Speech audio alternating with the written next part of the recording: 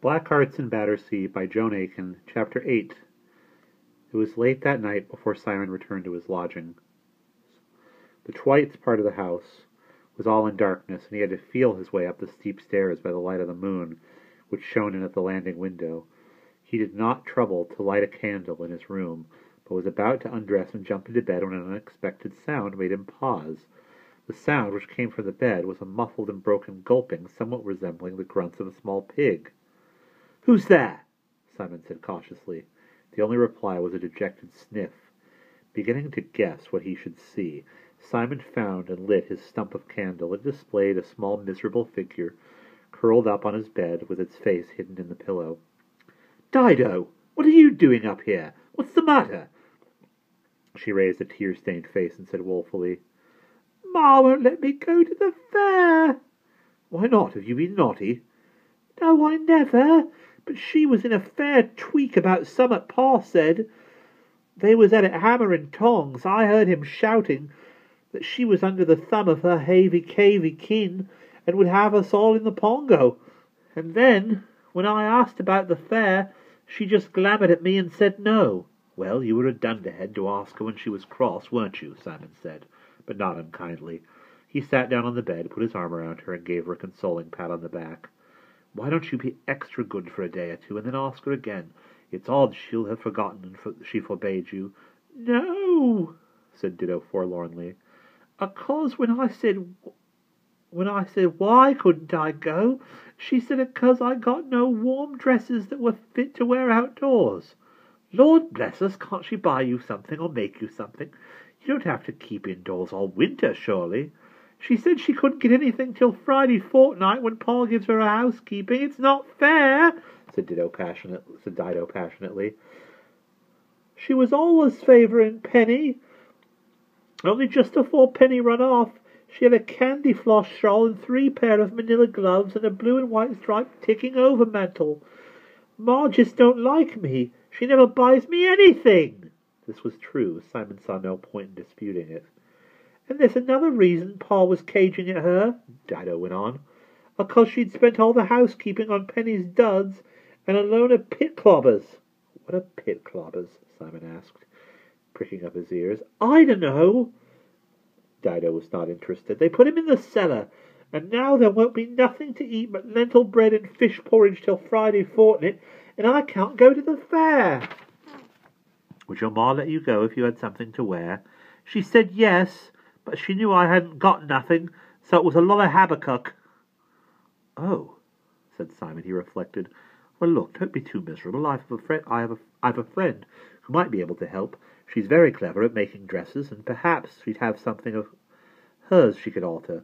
I'll ask her tomorrow, so cheer up."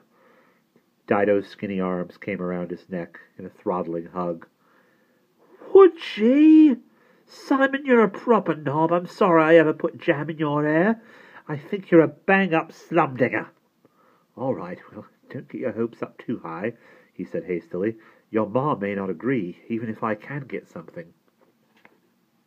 "Oh, it's dibs to dumplings she will if she gets summat for nix," said Ditto shrewdly. "Now you'd better nip back to bed before you get a dusting for being out of your room." "It's all right, they're out. Pa's playing his hautboy at Drury Lane, and he got tickets for Ma and Aunt Tinty to go tonight. Still, I expect they'll be in soon anyway. I want my sleep." "Oh, all right, Tolo," said Dido, whose spirits had risen amazingly. "But I'm nibblish hungry.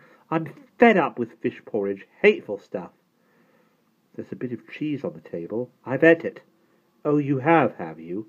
Well, here, take this sausage and be off, brat. And don't take things that don't belong to you another time."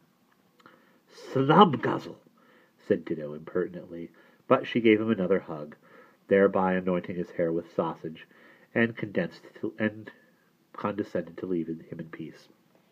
Just before he went to sleep, a drowsy thought flickered through his mind. Dido had said that Mr. Twite was playing his hautboy at Drury Lane. Drury Lane, was not that where the Duke and Duchess and Sophie had met with their misadventure? Was there any connection between the two events? Next morning, as he ran down the front steps, He saw a small, pale face at the downstairs window, directing at him a look full of silent appeal. He waved reassuringly, but did not stop to speak, as he was late, and moreover saw Mrs. Twite approaching with a basket of herrings, presumably for fish porridge. She gave him a chilly nod, scowled reprovingly at Dido, and passed within. Simon wondered what she would say if she knew Dido had told him that the housekeeping money had been spent on picked clobbers. What were picked clobbers, anyway? He was pretty sure they were not coal. Pistols or muskets seemed more likely. It was a cold, grey November morning, but presently the sun rose, dispersing the river mists and gilding the last leaves on the trees. Dr. Furneaux ordered his students outside to paint hay while the sun shines, as he put it.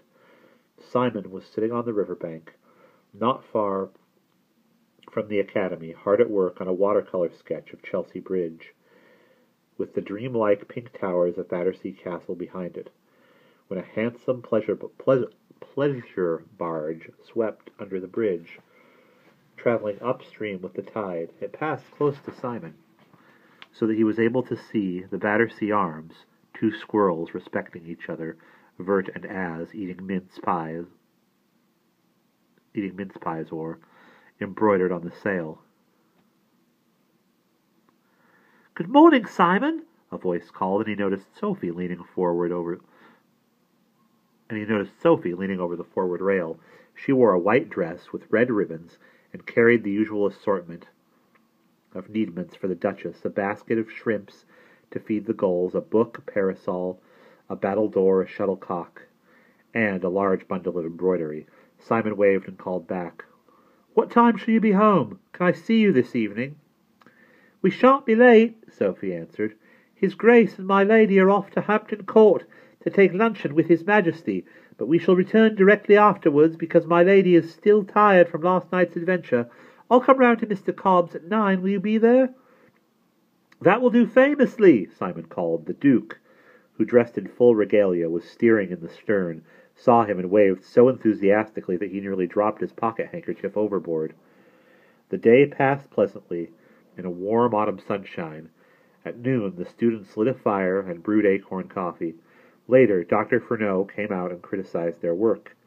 He discussed Simon's picture with ferocity, going into every point, often seizing the brush to alter some detail until his whiskers were covered with paint. Gus winked at Simon behind the principal's back and whispered, "Bear up, Cully. The more old Furneaux thinks of you, the more he's into you." Then his eyes widened, looking past Simon, and he exclaimed, "Stab and roast me! What the deuce is the matter with that boat?" Simon turned to look at the river. A boat was coming from the direction of Hampton Court, but for a moment he did not recognize the ducal barge, so strange an appearance did it present. It was creeping along low in the water with hardly any of the hull visible, and the whole of the craft was curiously wrapped about in folds of material, so that it looked like more like a floating parasol than a boat. Somebody had just jumped off it, and as they watched, there were 3 more splashes, and they saw the heads of swimmers making for the shore. "It's sinking!" exclaimed Gus. "And the rowers have jumped clear," said Simon, recognizing the cream and gold livery of the swimmers. "But where's the Duke and Duchess and Sophie?" In a moment he saw them at the barge, carried along by the outgoing tide, slowly wallowed past.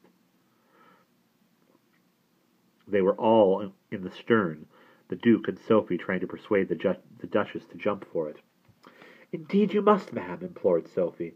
"When the ship sinks, and she will any minute, we shall all be sucked under." "But I can't swim," lamented the Duchess. "I shall certainly be drowned, and in my best court dress, too. Murray velvet with gold sequins. It will be ruined.